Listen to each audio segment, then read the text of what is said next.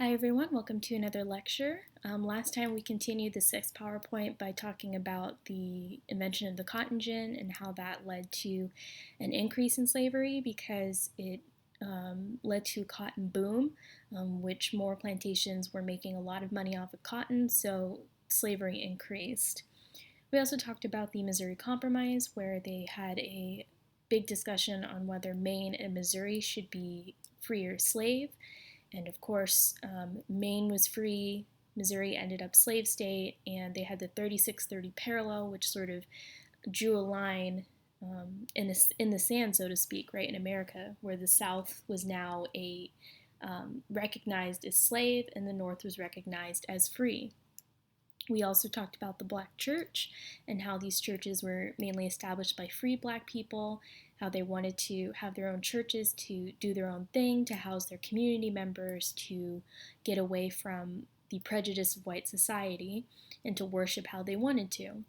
And we talked about Richard Allen, who founded not only the Free Black Society, but also he founded the AME Church. So today we are going to finish PowerPoint 6 by talking about Elizabeth Freeman, who successfully was the first Black woman to sue for her freedom in Massachusetts. Okay, so going along the lines of this entire PowerPoint with freedom and sort of like extraordinary circumstances of slaves getting free, whether legally or just by their masters in general. Okay, so we talked about gradual emancipation, we talked about individual emancipation. Now we'll look at a case where the slave themselves took up the initiative to free themselves. And then we're going to start PowerPoint 7 today and talk about various forms of slave labor.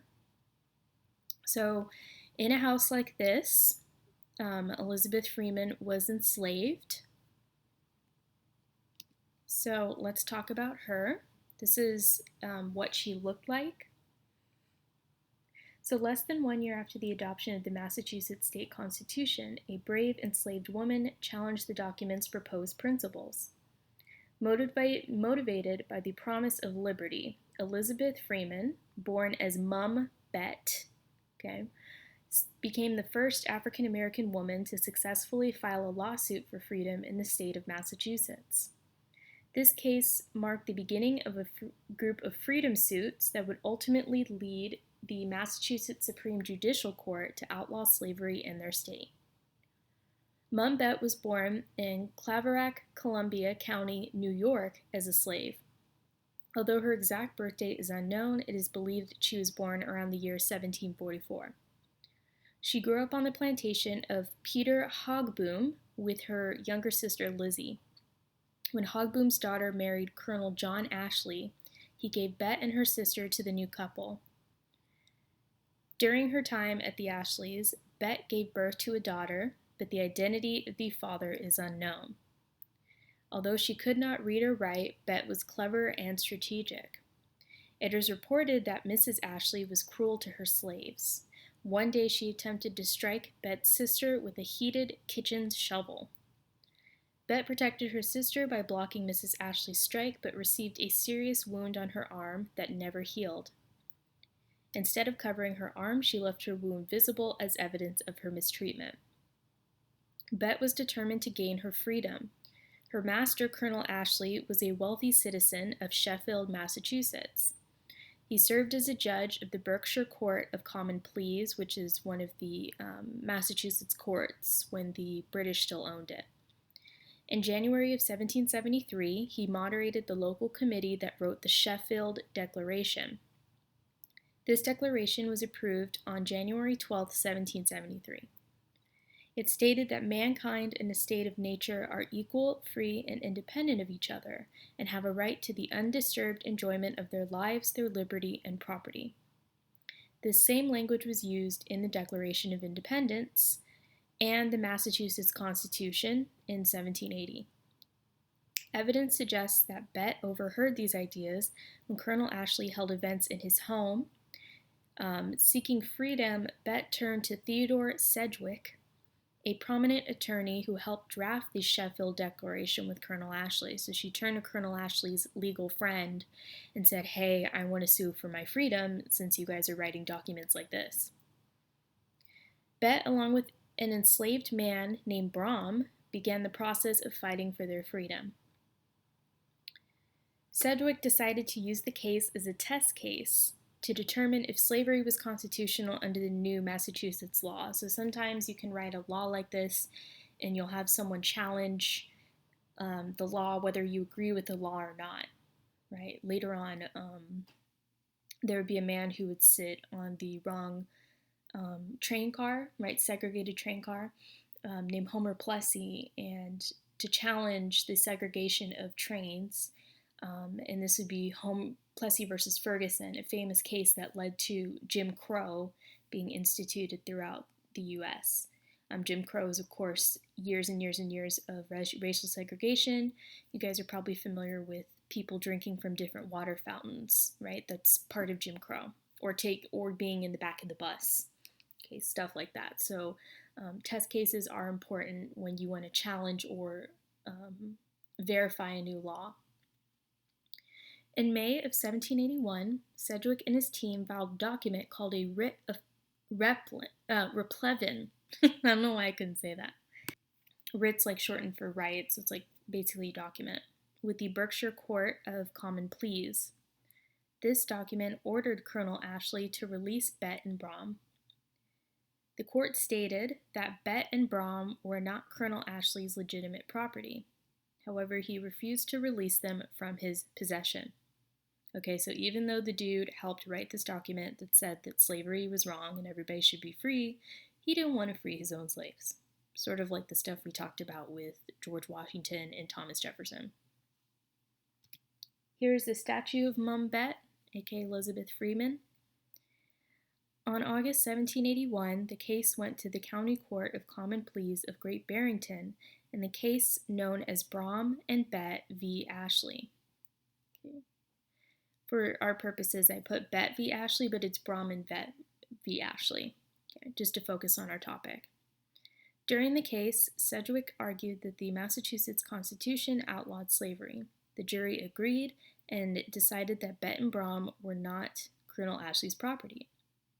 Bet and Brom were set free and awarded 30 shillings and the costs of their trial.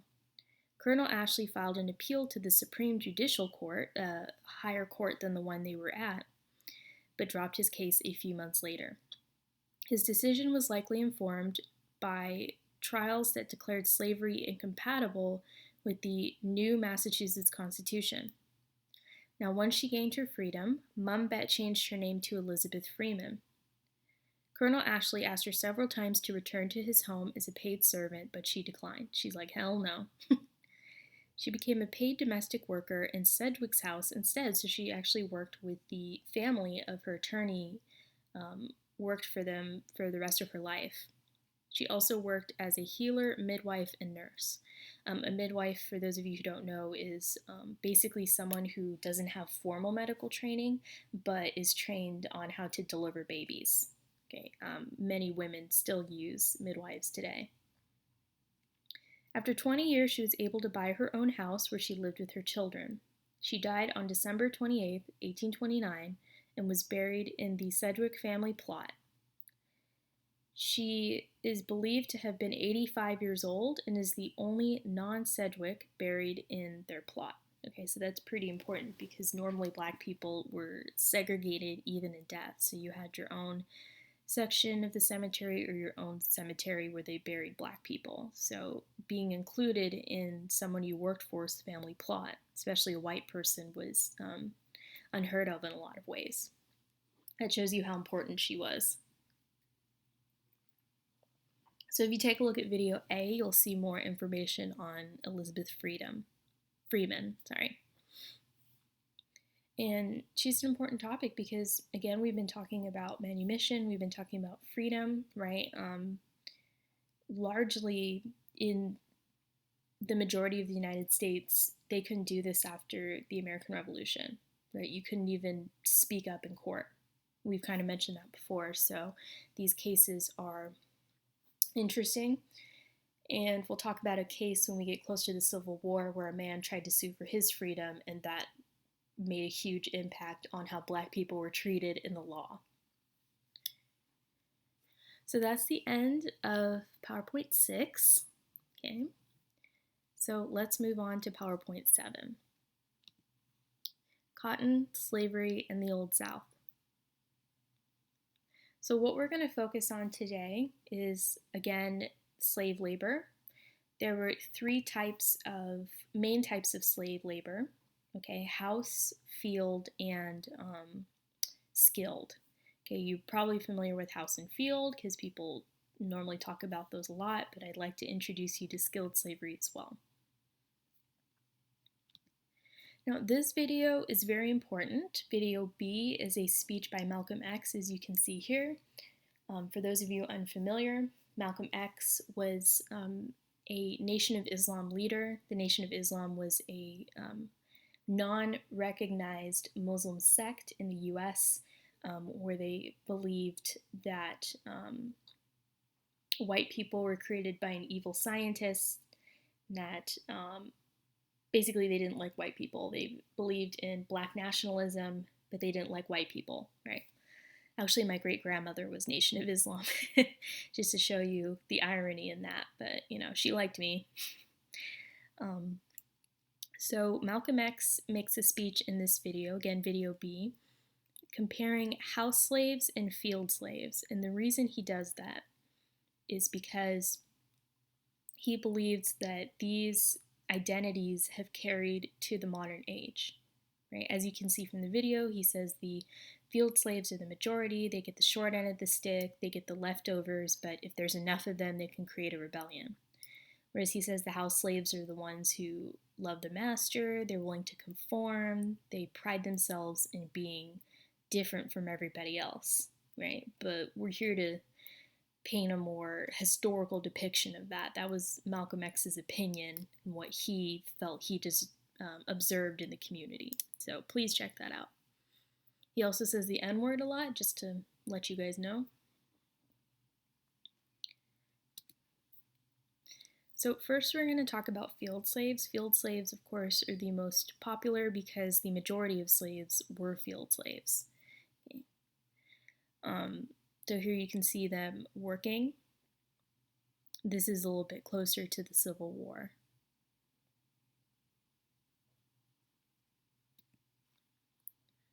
So field slaves were also called field hands, and here's another picture of some slaves working in the cotton field. Although at the end of the day, all were equal, both house and field slaves were equally imprisoned. Field slaves were treated comparatively worse. The vast majority of these slaves worked in agricultural units in which they plowed, picked, and planted crops. Sadly, this population included 80% of female slaves. Slaves commonly picked cotton, sugar, rice, and tobacco. They worked lengthy hours, averaging a daily labor of about 14 hours, but sometimes 16 hours, and perhaps even additional ones during harvest time. They worked 6 days a week and half day on Sundays. In many situations, women had to perform the same work as men, carrying extremely heavy loads and using large iron tools. Pregnant women were still expected to continue until their child was born, so you even had to work when you're heavily pregnant, which is very difficult, right? Not that I know that, but still. And we'll talk about later, too, when we talk about slave families, how the women were expected to return to work as soon as possible, and how that is very cruel because pregnancy and childbirth is very traumatizing to a woman's body. The elderly, children, and pregnant women were allocated to jobs such as weeding and cleaning related chores. Slaves were constantly monitored by an overseer that made sure that they were working according to plan and not slowing down. Any slaves caught not working enough were heavily whipped. Clothing was a major issue among the field slaves as they were provided with only the thinnest of sheets to cover their bodies. forming no sort of protection towards dangerous objects and potentially fatal accidents. During winter, they were only allowed one pair of clothing, and in the summer seasons also. Slaves slept in terrible conditions, being cramped together in shacks with dirty, damp mud floors. And in winter, the roofs were often leaking. Okay, so this doesn't paint a very pretty picture, right? In video C, you can see, so I have a couple clips for you in this lecture from 12 Years a Slave. I believe I already showed you guys a video of that, and I mentioned we later will talk about the man who wrote the book 12 Years a Slave that the movie was based on. So in this clip, you can see they're working in the fields and singing. That was often a good way to connect with other slaves in the fields and pass the time in the day. Field slaves lived upon fractions of an average meal, and their diet included cornmeal, salt herring, and pork.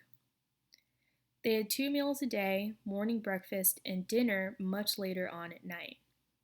Owners provided the absolute minimum of food requirements, enough so that the slaves would not die of hunger and were still fit enough to work. This did not include tea, coffee, sugar, or salt. That's where you get dishes like chitlins, right, which are like pig intestines, because they didn't have a lot to work with. They get the scraps. Okay, there you go. So this is a picture of the jumping the broom ceremony, which we will talk about later on as well. So slave marriages were theoretically not legally standing, and they had no protection towards the abuses and restrictions imposed by their owners. Slave couples could potentially be separated from each other if an owner decides to sell either one. There was no formal ceremony prepared for a marriage. It was simply getting permission from the master to move in together. Slaves were often sold by their masters to other owners. There were 2 main types of slave auctions: highest bidder and grab and go. Okay. So first, before I describe what the grab and go auction is, jumping the broom we'll get to a little bit more when we talk about black families, but essentially you lay a broom on the floor and you have a little ceremony and you jump over it together, and that signifies that you're married, because the slaves couldn't have legal documents to get married. That's one of the first things that they applied for when they eventually were emancipated after the Civil War, which were marriage licenses, because those are very important. Now, grab and go auctions were basically private purchases at auctions, right? And these were bad because the slaves really didn't understand what was going on. All people who wished to purchase a slave would pay the trader an agreed amount of money. Buyers were provided with the ticket for each slave they bought. So the slave wouldn't even see who bought them. They'd just all of a sudden be shuffled onto a cart or something and taken to the plantation. The law provided no protection for the slaves, and they were often brutally punished for their owner's satisfaction. If a slave was caught stealing or suspected of doing so, losing a hand, limb, or ear were the frequent punishments used. So you could be maimed, right? You lose body parts. For more serious categorized crimes, such as murder or rebellion, there was torture and possibly even execution, but they didn't want to kill you necessarily because they wanted you to work, right? Owners were ruthless and employed slow methods of execution that included hanging, flogging, drawing, and quartering. Drawing and quartering is a very old school method used by the Europeans. I don't know if I've talked about this before, but essentially what they do is they hang you, but they split your belly open so your insides come out, and then they cut you into 4 pieces, and that's drawing and quartering. It's one of the most horrible deaths you can have. These methods were specifically designed to give the maximum pain on the accused to set an example for slaves around watching as warning of the consequences. So often this was not only done for the master and the overseer's sick satisfaction, but to show the other slaves not to cross them. If you take a look at video D, here's another clip from 12 Years a Slave, and you can see Solomon Northup, the hero of our story, he did something wrong. So what the overseer did is they hung him so that his feet were slightly off the ground, right? So he'd have to tiptoe around or else he would be hung. So you can check out that video. It's pretty gnarly.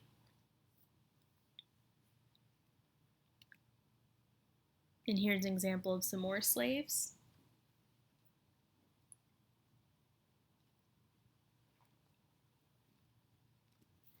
So the next category of slaves were, of course, house slaves, those who were employed to cook, clean, and take care of the children in the master's home.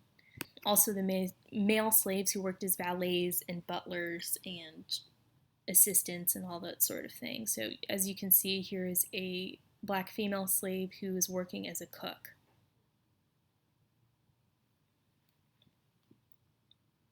Okay.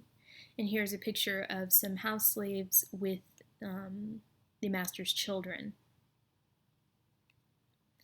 So, by contrast, house slaves are treated comparatively better than field slaves.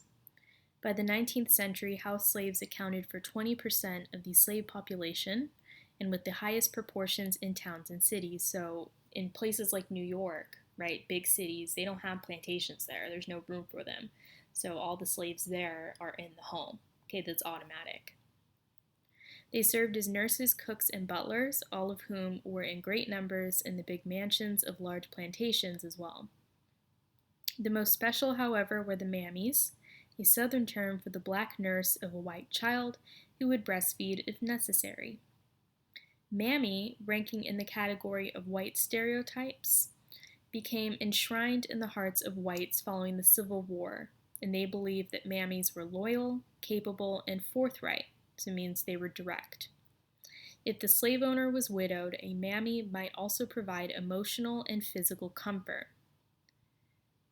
So basically what the mammies were large black women who loved cooking and cleaning and taking care of the white kids. They may say something like jolly. They were meant to be not attractive so that the slave mistress wouldn't feel threatened by them and the master would not want to sexually assault them. Right? That's a mammy. Now again, mammies were beloved after the Civil War was over because they took care of a lot of the white kids, right? The white kids were like, well, I love my mammy, so what's the issue? You can see depictions of the mammy in Aunt Jemima, which recently they tried to get rid of that image because they were called out for being racist, right, with the image. So it's been in our pop culture for quite some time. Now, we'll also talk later on about another stereotype for black men who were close to the masters. So video E is from a movie called Gone with the Wind, back in the 1930s. It's about a southern sort of debutante in the midst of the Civil War who wants her sister's husband but ends up falling for a rogue sort of devilish man, handsome man, in the midst of all this chaos. It's 3 hours long, but I'm not showing you the whole movie. There's a character in that movie, played by Hattie McDaniel, named Mammy, right? They didn't change her name. And Mammy often tells Scarlett O'Hara, the main character, like, what's what. Hattie McDaniel ended up winning the Oscar for it. She's the first black woman to win an Oscar for an actress category, or I think in general as well. But she was not allowed to attend the Oscar ceremony. They basically gave her the trophy backstage and wouldn't let her in. So that shows you what the climate of the 1930s was like. All right, let's continue. All house slaves involved in keeping the big house running efficiently were chosen and trained with care. The wide range of chores and lack of labor-saving machines required all house slaves to perform numerous tasks. Most labored singly or in pairs, especially around the house, as in gardening, milking, tending chickens, and even working during the peak seasons of planting and harvesting, so sometimes the house slaves were recruited to help in the field. Likewise, In-house men often filled numerous roles as a butler, coachman, gardener, waiter, footman, handyman, errand boy, all sorts of things. Usually the only true specialist was the cook, whose special skills required training and practice, and we'll talk about skilled slaves next. For the most part, house slaves were mulatto offspring of the slave owner or other white men and slave women. This mixture enabled them to acquire a distinctive level of living compared with field hands. More value was placed upon white ancestry and the social status resulting from this absurd value. So did the nature of their work maximize distinctiveness, because more often than not, house servants were manumitted. So, mulatto is the old school term for a mixed race or biracial person. Basically, if you had any sort of white ancestry, right, if you were the master's kid, sort of like Thomas Jefferson and Sally Hemings' kid, or the fact that Sally Hemings was the half-sister of Jefferson's wife, right? That gave you a certain status. You were not going to work in the fields because you were part white. Okay. And of course, this means you're going to be freed, probably because you're close to the master. So they know who you are and they might free you if you do a good job. So that's that. And it didn't really matter what the color of your skin looked like if you were a biracial person, because you took on the status of your mother most of the time, right? And there weren't a lot of white women out there who were open about having biracial children because it was highly frowned upon. So most likely you'd be the product of a black mother and a white father, unless you would be enslaved. So this is an example of an old Aunt Jemima advertisement, and this really shows what the image of the mammy looked like. So it says, "Isa in town, honey. Happy days is here. Time for delicious Aunt Jemima's made with my secret recipe, ready mix for you." So trying to use Ebonics in order to sort of, hammer down the racism.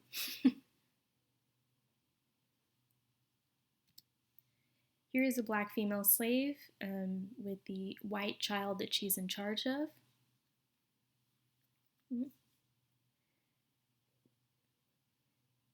A tiny few were able to buy not only their own freedom, but also the freedom of other members of their family. So not only could you, be manumitted if you worked in the house, you also had more access to extra jobs that the master could potentially pay you for or lend you out to be paid for certain jobs. So you're more likely to save enough money to free yourself and your family. Through this process, a class of free blacks became the founders of an aristocracy of color among black Americans, those who owned land or securities as a principal source of money. Although working in and around the house was generally not as hard as field work, house slaves were under such constant surveillance by whites as to experience great emotional tension. Of course, they adopted public masks to hide their emotions, and sometimes they desired to become field slaves. So essentially, there's a downside to being in the house, right? Even though you don't have to work in the field all day in the hot sun, your master and slave mistress were always there. So you couldn't really do your own thing. You couldn't get away with anything. You were always being watched. Some field slaves did not want to be house slaves because they kind of heard about what that was like. They're like, nah. Yet most field slaves, accustomed to the comparatively unconstrained life of their settlements, detested the close control and careful movements by house slaves. Again, if you're a house slave, you live in the house. You don't have the slave cabin where you can have your own family life and parties and fun when you're done with the day. So, nevertheless, house slaves usually wore good clothes, those discarded by the master. They ate what was left of the slave owner's meals and often slept in the mansion on real beds. So you have comfort with the price. Special favorable treatment occasionally led to considerable loyalty to whites and to considerable disdain toward field slaves. As a result, house slaves are the more common informers on slaves planning to revolt or escape. So sometimes some house slaves would betray the field slaves and rat them out to the master. Right? There's a video by YG where he and others, the rapper, it's a music video by the way, he tries to escape and one slave snitches on them. And so it kind of shows like, don't snitch, right?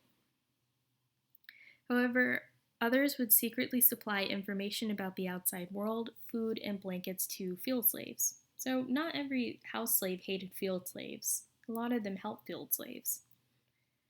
Obviously, slave communities screened out unreliable members and dealt harshly with informers. House slaves typically copied the speech and manners of their white families. These skills gave them a head start on escaping the traps set for them by white males. So after slavery was over, they were able to navigate the American life a little bit easier than the field slaves because they knew how to talk, they knew how to act like their white masters, so they were able to adapt a little bit easier than the field slaves. Okay, so there's advantages and disadvantages.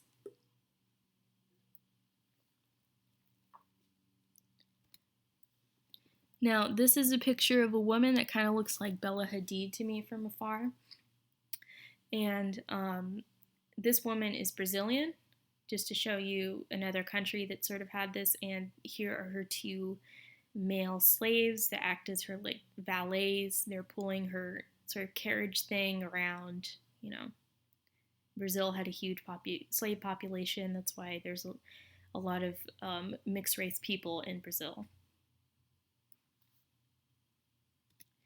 Now, the final group of slaves we're going to talk about are the skilled slaves. Now, this picture is of a whiskey distillery, and these slaves are not only making the whiskey, but testing it and making sure it's good to be sold, right? So you didn't necessarily have to work in the house or in the fields. You could also work in factories that the master owned, if your master was rich enough.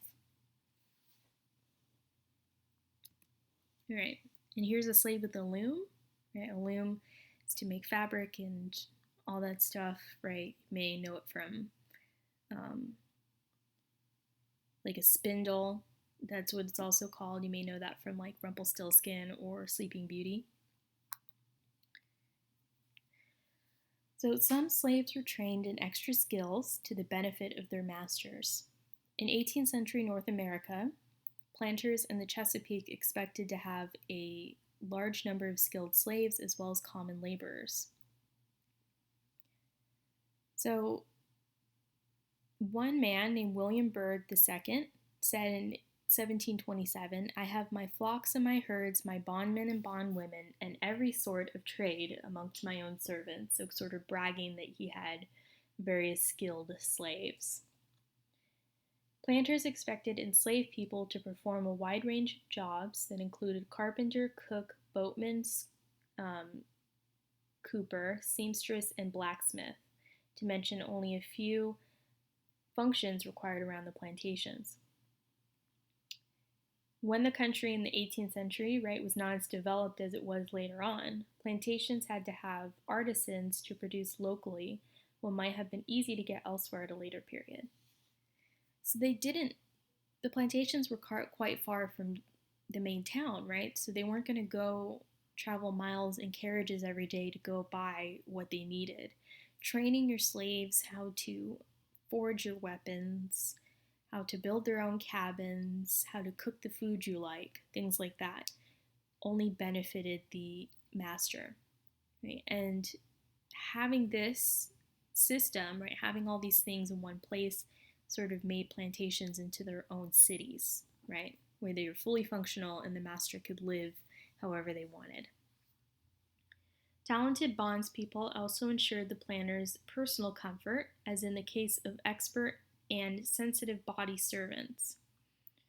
Both George Washington and Thomas Jefferson had accomplished cooks, and Jefferson's was French trained. Remember, Sally Hemings' brother was brought to France with them so he could train in French cooking, so Thomas Jefferson could have French cooking whenever he wanted. One could not readily dispense with such people. whether making boats or barrels, building barns or houses, making furniture, being able to make or repair harnesses or do other leather work. People with artisanal capability were in short supply in the 18th century, and not everywhere in the 19th, and expensive where found. Of course, the possession of skills gave slaves leverage because planters desired to keep them at home and at work. So essentially, they could not afford to lose their skilled slaves. So they weren't going to treat them as bad, they weren't going to torture them, stuff like that. And if they ran away, they were going to pursue them because it's hard work trying to train a new slave to be a great French cook, right? So you're going to want to keep that guy around. A slave's skill level and value to their master often determine how he or she was treated. If the planter were a small one, so if the master wasn't very rich, he may be working with his slaves, giving rise to what some scholars have called sawbuck equality. So basically, in South Carolina, back in the colonial days, there were a lot of smaller planters who would saw logs with their slaves because if you weren't very rich, you didn't have a lot of slaves, but you need to get the work done, the master would work alongside their slaves. Okay. But again, on large plantations like Mount Vernon and Monticello, you'd never see that sort of thing. Their very real social distance was mitigated by a mutual awareness of the limitations of force in an inchoate society, meaning that there needed to be some distance. Even though they were working with their slaves, they needed to make sure that their slaves knew that they were slaves, right? So there was sort of danger with that. And also, personal pride and acknowledgement from the master made these slaves work very hard, right? Being treated better, being praised for what you do, feeling like you were important, sometimes made slavery a little easier for those skilled slaves. So many sought to get these new skills. And it also made it easier for them to adapt to life after they were emancipated or manumitted, right? Which, again, they were some of the least likely to be manumitted because the master needed them so much. So you're probably going to be a slave for the rest of your life if you had a skill. But it's important because once they were emancipated after the Civil War, these particular slaves had these advanced skills that they could use to make a good life for themselves. So they had a huge advantage over even house slaves and field slaves. Here's another example of a kitchen back in the day. Remember, they didn't have any of the appliances we have now. Those came in the late 1800s, early 1900s. So you had to constantly be doing stuff in the kitchen in order to get a good meal out. And of course, if you worked for people like Jefferson or Washington, they'd have these huge state dinners, so you'd have to make a lot of food for a lot of people. Now, this is a picture of the original White House. Now, did you know that the White House we have standing today is the second White House? So the first White House was actually burned down during the War of 1812. And we rebuilt it, and that's the White House we have today. Now, the original White House was built by skilled slaves who were hired specifically for that, because a lot of skilled slaves would be hired by towns or state governments to build new cities, repair buildings, all that stuff. Okay, so they weren't just working in plantations. So if you take a look at this video, our last video, video F, Michelle Obama actually said in her speech how the White House was built by slaves and that she's proud that her daughters get to play on the White House lawn when the slaves were building it back in the day.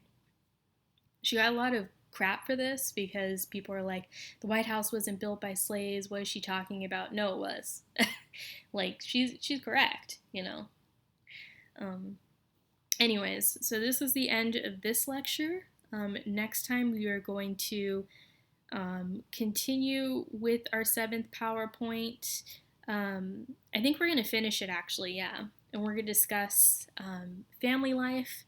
That's a big topic that I've alluded to quite a bit in this lecture.